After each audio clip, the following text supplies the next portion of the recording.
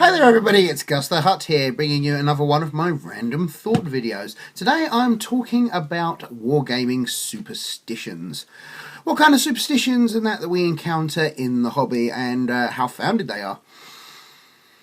Now I'm going to be listing off a few different ones here and that, but I'd like, if you can come up with any more, and that, list them in the comments below, and yeah, let me know your thoughts on them.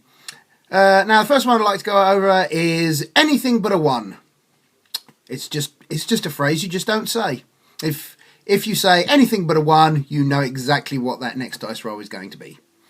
It's as simple as that. It has no real foundation in reality. At the end of the day, it's random chance. Or is it?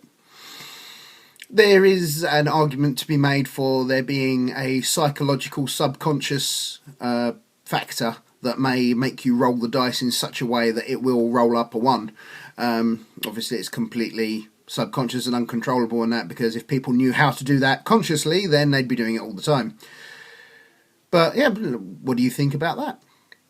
Another one is don't touch my dice.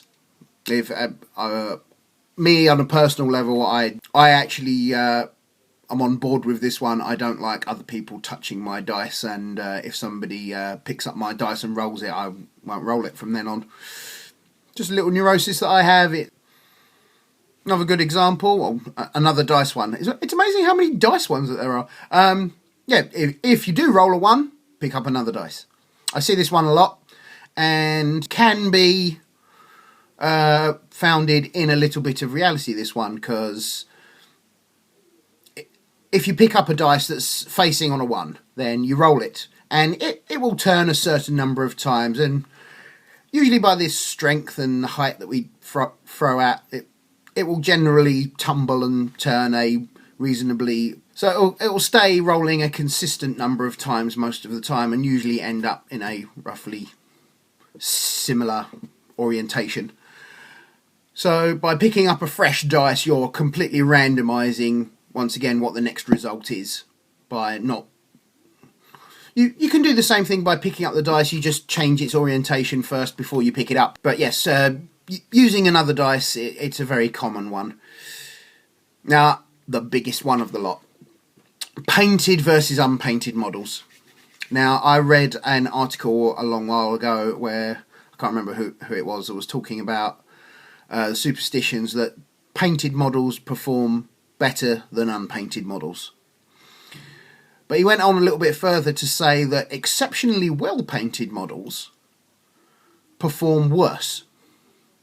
Now, this actually is kind of based in fact and has an explanation for it.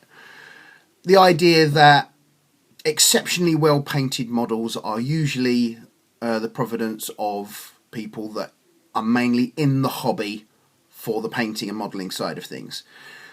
They don't game as much, they might not be as well up on the rules, but they love to paint the models. And because of this, they're not as tactically apt, or they don't think about strategy very much. And so in that vein, their models will perform worse, but they won't, because it's actually the player performing worse.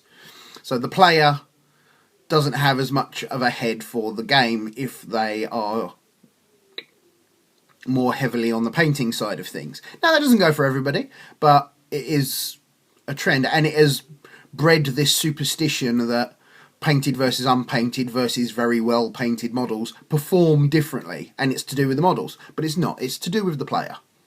So what are your thoughts on the subject? Do you favour rolling dice with your left hand or your right hand?